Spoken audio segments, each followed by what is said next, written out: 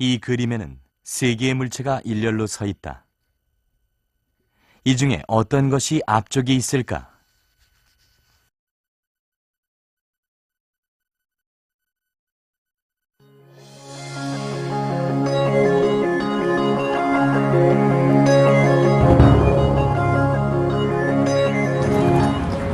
이번下ですね。一番下。一番ちっちゃいやつ。下のやつです。一番手前のやつです。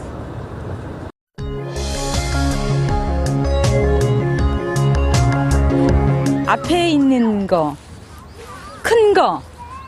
제일 큰 물체. 아래쪽에 있는 게 앞에. 제일 위에 있는 거, 작은 거. 맨 밑에 거요. 最大的应该是第一排。这个大，前面的第一个大的是第一排。我感觉还是前面是大的，在第一排。对对对，对对对。The smallest one? The top one. The one on top.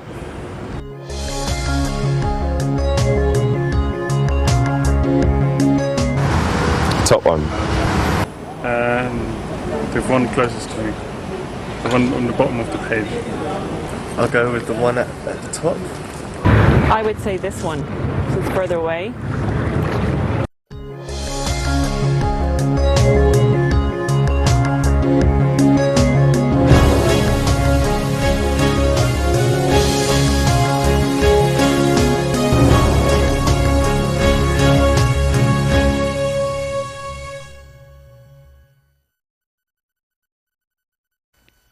레오나르도 다빈치가 그린 최후의 만찬은 서양의 회화 역사에서 유명한 그림이다.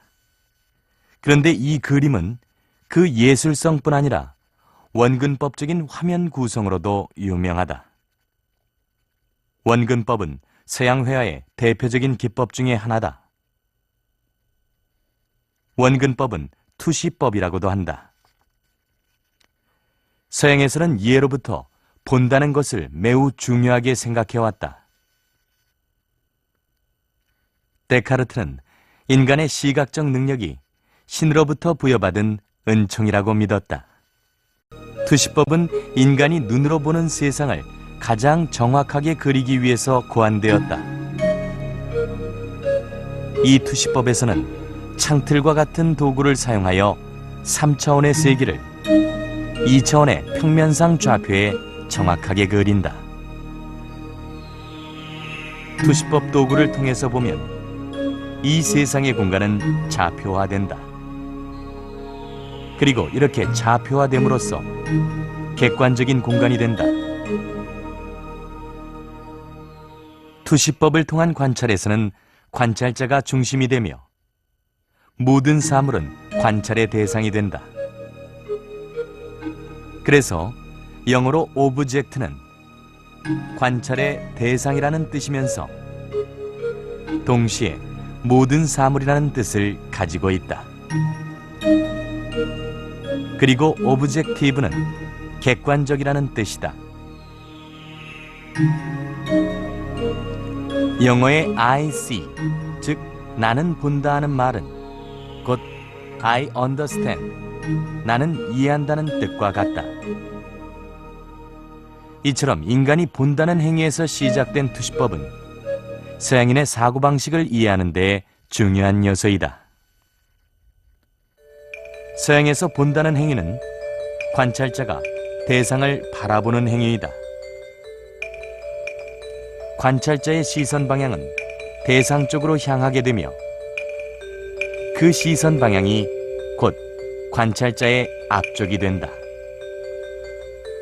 따라서 이 세 개의 물체 중에서 어떤 것이 가장 앞쪽에 있는가 하고 물었을 때 관찰자의 입장에서는 자신의 시선 방향 쪽으로 가장 멀리 있는 물체가 가장 앞쪽에 있는 물체가 되는 것이다. 동양에서는 정반대로 사물을 보는 경우가 있다. 이 그림은 우리나라의 전통 민화이다.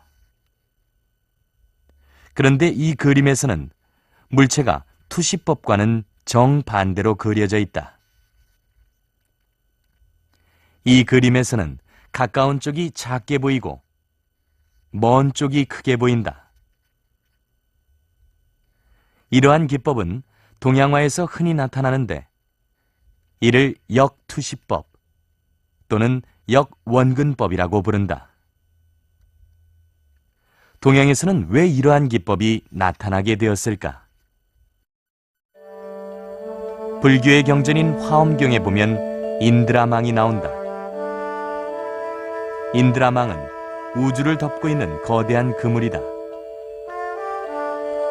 이 인드라망은 하나의 비유로서 온 우주의 사물들이 서로 그물처럼 연결된 존재라는 의미로 사용된다. 인드라망의 그물에는 그물코마다 투명한 구슬들이 달려있다. 이 구슬들은 우주 속의 모든 사물을 상징한다. 그리고 이 구슬들은 자신의 주위에 있는 다른 구슬들을 서로 비추고 있다. 구슬이 대상을 비추는 방식은 볼견자와 의미가 비슷하다. 볼견자의 뜻은 보이다, 나타나다는 뜻이다. 서양에서 본다고 말할 때는 관찰자가 중심이다. 그러나 동양에서 본다고 말할 때는 대상이 중심이 된다. 관찰자가 보는 것이 아니라 대상이 나타나는 것이다. 동양에서는 대상이 중심이 되는 경우가 많다. So, when we ask the question in English, do you 예를 like 들어 apples? 동양인들이 영어를 배울 때 가장 어려워하는 것 중에 하나가 부정 의문문이다. No, I don't. Today we're going to talk about my favorite fruit. Do you like apples? Yes, I like apples. Don't you like pineapples? Yes, I don't like pineapples. 동양에서는 키위를 안 좋아하니 하고 상대방이 물었을 때 만일 내가 안 좋아한다면 예라고 대답해야 된다. 왜냐하면 상대가 안 좋아하니 하고 물었기 때문에 상대방을 중심으로 생각하면 안 좋아하는 것이 옳은 대답이 된다. 그래서 대답이 예가 되는 것이다. 그러나 영어에서는 no라고 대답해야 맞는 표현이 된다. 영어에서는 상대방을 중심으로 생각하지 않고 나를 중심으로 생각한다. 따라서 내가 좋아하면 yes, 내가 싫어하면 no라고 대답하는 것이다. 동양에서 상대방을 중심으로 한다는 것은 내가 상대방의 입장이 된 다음 상대방의 관점에서 바라보는 것을 의미한다. 서양인은 자신의 입장에서 대상을 바라본다. 이렇게 자기가 중심이 된 시각을 인사이더 관점 또는 1인칭 시점이라고 한다. 그러나 동양인은 상대방의 입장에서 나를 본다. 이렇게 상대방이 중심이 된 시각을 아웃사이더 관점 또는 3인칭 시점이라고 부른다. Insider perspective, we sort of use that interchangeably with first-person perspective. So it's describing things in terms of what I think and feel and want. And third-person perspective, we use that interchangeably with outsider perspective. That is, experiencing myself the way other people see me. 인사이더 관점을 가진 서양인들은 자기 자신의 생각과 감정에 집중한다. 그래서 다른 사람도 자기처럼 생각하고 느낀다고 믿는다. 이를 자기중심적 투사라고 한다. If I thought this person was a great guy, oh, well, of course you thought this person was a great guy. If I thought this person was rude and obnoxious, then of course you thought this person was rude and obnoxious. 아웃사이더 관점을 가진 동양인들은 상대방의 생각과 감정에 집중한다. 그래서 상대방의 생각과 감정을 내가 잘 파악하고 느낄 수 있다. 이를 관계적 투사라고 한다. What the Asian American respondents did was they imagined movement through time and space not from their own perspective, but from the perspective of a friend. So they were sort of embodying the motion of their friend as they imagined these stories. So they felt time and space from the perspective of their friend. 우리나라의 민화는 이러한 상대 중심의 관점을 그대로 보여주고 있다. 그림을 그리는 사람의 관점이 아니라 대상이 되는 사물의 관점에서 사물을 그리는 것이다. 따라서 이 세 개의 물체 중에서 어떤 것이 가장 앞쪽에 있을까라고 묻는다면 동양인은 대상의 입장에서 본 앞쪽을 가리키는 것이다. 동양인이 상대방의 입장을 중심으로 생각하는 현상은 일상생활에서도 많이 나타난다. If you go to someone's house here in America, it's very often when a guest comes, you say, "Oh, hello, welcome, glad to see you. What would you like to drink? Would you like bottled water with gas or plain, or would you like a Coke or a Diet Coke? Maybe you want some coffee or maybe tea." Many choices. What would you want? In Japanese context, for example, it's much more common when you go, somebody will think ahead about you. Okay, it's the afternoon, you're probably hot, you've come a long way, maybe you would like some iced tea or prepare some. 동양과 서양의 음식 문화에도 이러한 차이가 반영되어 있다. 서양에서는 먹는 사람이 알아서 잘라 먹도록 음식이 덩어리째 나온다. 이 때문에 서양 음식을 먹을 때는 나이프와 포크가 필요하다. 그러나 동양에서는 요리하는 사람이 미리 먹기 좋은 크기로 잘라서 음식을 내놓는다. 따라서 동양에서 젓가락 문화가 가능한 것이다.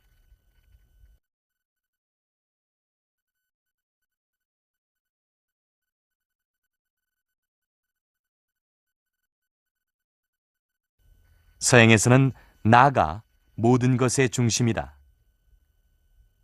그래서 영어로 I는 항상 대문자로 쓰여진다. 개인을 뜻하는 individual은 in과 divide가 합쳐진 단어인데 나눈다는 뜻인 divide 앞에 부정형인 in이 붙어서 더 이상 나눌 수 없는 이란 뜻을 가지고 있다. 더 이상 쪼갤 수 없는 단위로서의 개인이라는 개념은 모든 물질을 쪼개고 쪼갠 다음 더 이상 쪼갤 수 없는 존재를 원자라고 부르는 것과 매우 비슷하다. 서양에서는 개인을 마치 원자처럼 생각한다. 서양의 개인은 모든 것의 기본 단위이다. We think about the many situations where what's best for me is not what's best for somebody else, or even sometimes for other people in my family, becomes a secondary value. It's not as important as my being able to do what I feel personally I need to do to succeed, to feel good, to be effective in business.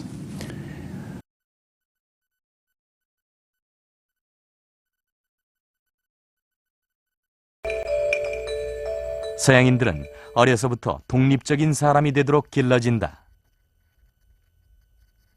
독립이라는 단어의 어원을 보면 매달리지 않는다는 뜻이 들어있다. 인디펜던트는 부정을 뜻하는 인과 매달린다는 펜드가 결합되어 매달리지 않는다는 뜻이다. If you think about what is the life goal of an independent person, a person from an independent sort of culture or an individualistic culture, that life goal is to be self-reliant, capable of doing things on one's own, smart and discerning, and all of that is fed by the notion that you need to present yourself as being overly smart, almost impossibly capable. So almost a Superman kind of view of the self. 미국의 교육은 개인이 독립할 수 있도록 자신감을 키워주는 일을 중시한다. The educational system in the U.S. and parents' responses to children in the U.S. encourage children to inflate themselves, to brag, to present themselves in a positive way, to say, I'm the greatest, I'm smart and I'm capable and I can do it. 실험에 의하면 서양인들은 동양인보다 자기가 똑똑하다고 생각하는 경우가 많다. 어느 사회나 사회적으로 기대되는 행동이라는 것이 있다. 동양 사회에서는 겸손하게 행동해야 훌륭한 사람으로 인정받는다. 그러나 서양 사회에서는 똑똑하게 보여야 훌륭한 사람으로 인정받는다. We all care about looking good to other people. We all want to present ourselves positively. But what that means can change from culture to culture. So in an Eastern culture, presenting yourself positively means I don't break the rules. I behave as I am expected to. I can be trusted to be a good friend or a good person for my group, helping people. That's presenting yourself positively. But in a Western culture, it's quite different. Presenting yourself positively means being smart and capable. I can do it. I'm smarter than the average person. I can be self-reliant. And so the Western way of being desirable and positive is to brag a little bit about my own personal qualities and how capable I am. But the Eastern way of being desirable is not to brag. It's to be modest, but also to be following the rules and doing what is expected. 서양의 부모들은 아이들을 어려서부터 스스로 판단할 수 있도록 가르친다. I had a Japanese colleague who was staying in my house and visiting to give some lectures, and he noticed that in the morning for my daughter's breakfast, what I would do is put out on the counter 3, 4, 5 cereals. And I would say to her, okay, what is it for breakfast today? What do you choose? Said to me one day, why do you give her those choices? Why? And I thought it was a very strange question because it seemed obvious to me that everybody would want a choice. And the reason you would want a choice is because you get to show what you like, what your preference is, and you get to show that you are independent. You can have some control in your world. Even though my daughter was quite small at the time, 4 years old, I think, I thought that she would really enjoy this choice because of her ability to express herself and show her uniqueness. It's the cereal she likes. It was different maybe from the cereal that her mom likes or her dad likes or her friend likes. And it was a strange question, why? But when I started to think about it, I could see that there were many cultural assumptions, sort of a huge iceberg beneath this sort of small little tip of the behavior of choosing. And then I said, well, what do you do for your daughter? And then he said, well, we just give her Japanese breakfast. It's the breakfast that's good for kids. We give rice, some miso, sometimes some vegetables, sometimes some pickles, something like that. That's the good breakfast. That's what you do. 동양에서는 엄마가 아이를 위해 선택을 해준다. 동양에서는 엄마가 아이를 위해서 가장 좋은 선택을 해줄 수 있다고 믿는다. 그리고 아이들도 엄마의 선택을 신뢰하고 따른다. 아이들에게 간단한 문제를 풀게 했다. 이때 아이들이 풀 문제를 스스로 선택한 경우와 엄마가 대신 선택해준 경우의 차이를 알아보았다. 서양 아이들은 자신이 선택한 문제를 더 잘 풀었다.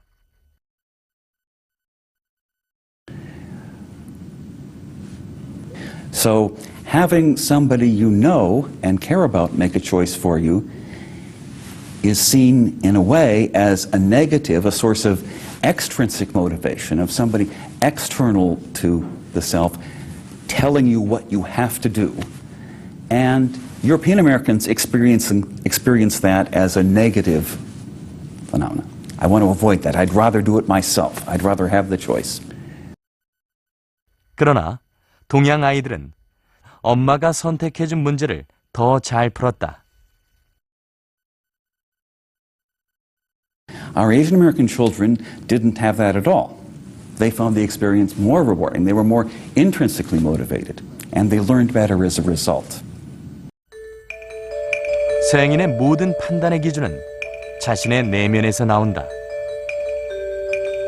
자기 자신에 대해 평가할 때에도 다른 사람들이 뭐라고 하든 상관없이 자신의 생각에 따른다.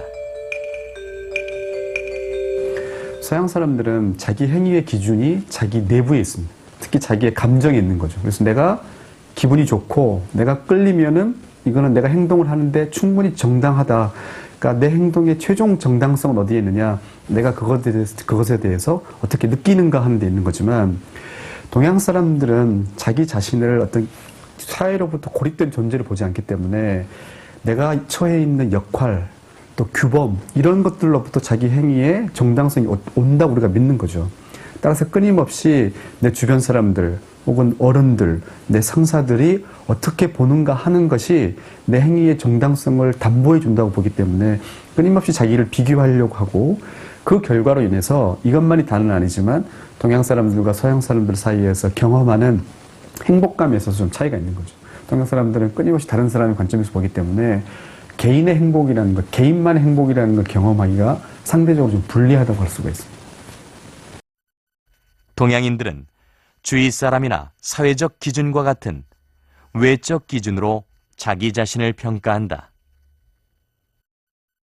자기 자신의 평가보다는 다른 사람이 자신을 어떻게 평가하는가가 더 중요한 기준이 되는 것이다. 따라서 동양인은 다른 사람의 평가에 대해서 매우 민감하다. 이처럼 동양인들이 다른 사람의 시선을 항상 의식하는 현상을 일반화된 타자라고 부른다. 이러한 특성은 마치 대상이 구슬에 비춰지는 현상과 비슷하다. 하나의 구슬은 항상 주위 구슬들과 연결되어 서로를 비추는 것이다. 불교에서는 이를 일중다, 다중일이라고 한다. 부분 속에 전체가 있고 전체 속에 부분이 있다는 뜻이다.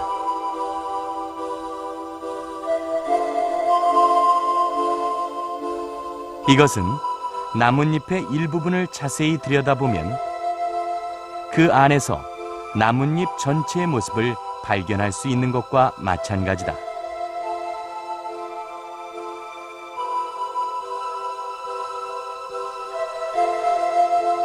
자연 속에는 이러한 현상이 많다. 이러한 현상을 동양에서는 자연의 이치로 받아들인다.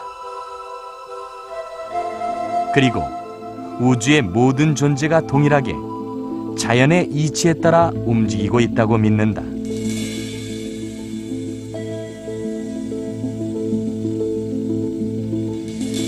인간의 몸에도 자연의 이치가 들어있다. 그래서 동양의학에서는 인간을 소우주라고 부른다.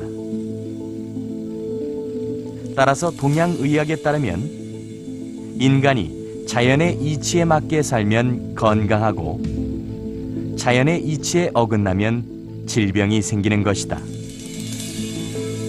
이를 천인상응이라고 한다. 유교에서도 마찬가지로 인간이 자연의 이치에 맞게 살아야 한다고 가르친다. 유교의 모든 가르침은 결국 어떻게 하면 인간이 좀 더 자연의 이치에 맞게 살 것인가에 관한 것이다. 서양에서는 예로부터 자연의 이치보다는 인간의 정신이 더 우위에 있다고 믿어왔다.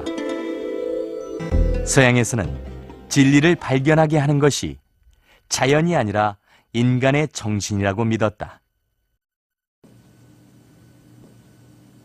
Like in Western college, they always emphasize seminars, emphasizing debates. Why? Because it's coming from the Greek traditions. Because the more you fight with each other, the more you debate with each other, the more likely you'll find the truth. That's precisely what Aristotle said. Truth is a property of the discourse. That's he said. What it means is that truth is not in the book, truth is not in your head, truth is not in his head, truth is in between. So we fight, we debate, we argue, then we discover where the truth is in the middle. 예로부터 서양에서는 진리 탐구를 위해 대상을 관찰하고 분석하는 방법이 발달해 왔다. 그런데 이 방법에서는 관찰자들이 각자 자신들의 관찰 결과를 발표하고 나머지 관찰자들과 서로 오류를 검증하는 과정이 필수적이다. 여러 사람들이 서로 자신의 의견을 자유롭게 말하고 서로 토론하는 과정이 곧 진리 탐구의 과정이다. 따라서 서양에서는 전통적으로 말을 잘하는 것이 매우 중요한 능력으로 여겨져서 웅변과 수사학이 발달해 왔다.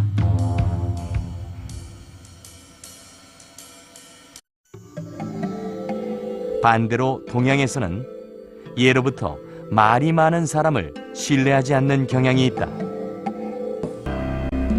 동양인들은 언어가 뜻을 전달하기 위한 수단일 뿐이지 언어 자체가 목적이 될 수는 없다고 믿었기 때문이다. 따라서 장자는 득이망언, 뜻을 얻었으면 언어는 잊으라고 가르쳤다. 그리고 공자도 언불진이, 언어로는 뜻을 다 전달할 수 없다고 말했다. Should go there. 언어와 상호작용에 관한 간단한 실험이 있다. Like that. 동양인과 서양인에게 간단한 퍼즐을 풀게 했다. 이때 한 번은 말을 하면서 풀게 하고 다른 한 번은 말을 하지 않으면서 풀게 한다. Now, this task was very easy for the Americans with European background who are used to thinking that talking and thinking go together. And if you are thinking, then you should know how to say it. So their performance was slightly better in the condition in which they were talking out loud than when they were silent. And this is a clear, very carefully controlled study that shows that talking and thinking don't always go together for people who have been exposed to these other ideas about what is good thinking. It doesn't often include talking. 서양인의 경우에는 상호작용이 언어작용과 동시에 일어난다. 파이프라는 대상을 바라보는 순간 서양인은 머릿속에 파이프라는 단어를 떠올리면서 대상을 인식한다.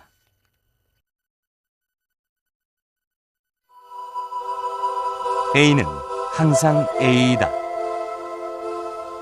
이것이 바로 동일성의 원리로서 서양 논리학의 가장 기초가 되는 개념이다. 그러나 동양 철학의 고전인 주역의 역자는 바꿀 역자이다. 바뀌고 변화하는 것이 주역 사상의 핵심인 것이다. 서양 사상의 기본이 동질성의 원리라면 동양 사상의 기본은 변화의 원리이다.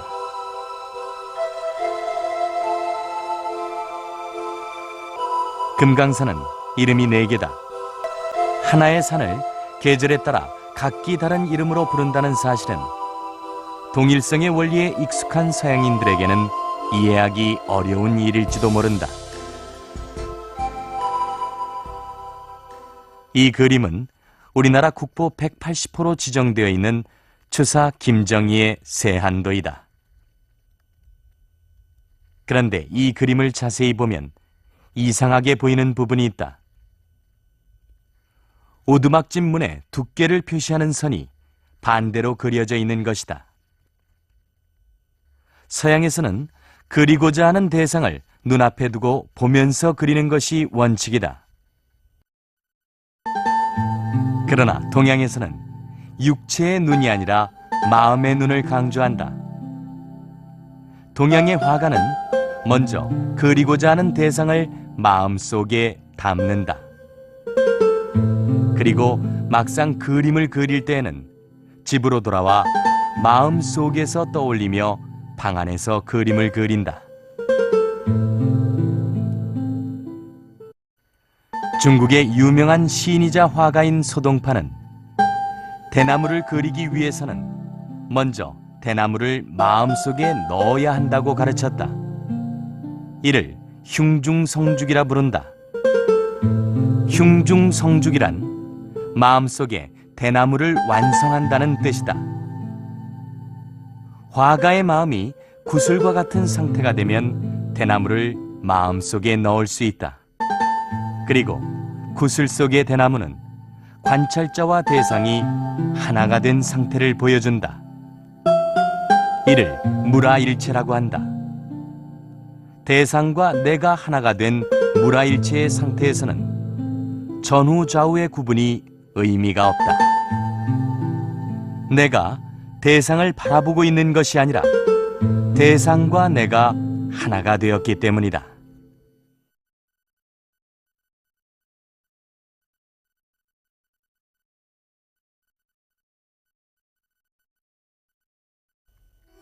구슬은 더 깨끗할수록 대상을 더 잘 비출 수 있다. 그래서 동양에서는 마음을 닦는다, 마음을 비운다는 표현을 많이 쓴다. 마음을 비울수록 대상과 일체가 잘 되는 것이다. 이처럼 동양에서의 진리 탐구는 다른 사람과의 토론이 아니라 스스로의 마음을 닦는 수행을 통해서 이루어진다. 이처럼 동양인과 서양인은 대상을 이해하는 방식이 서로 다르다. 서양인은 대상을 관찰하고 분석함으로써 이해하려 하지만 동양인은 대상과 하나가 되려고 한다. 이것이 바로 서양인은 보려 하고 동양인은 되려 한다는 말의 의미이다.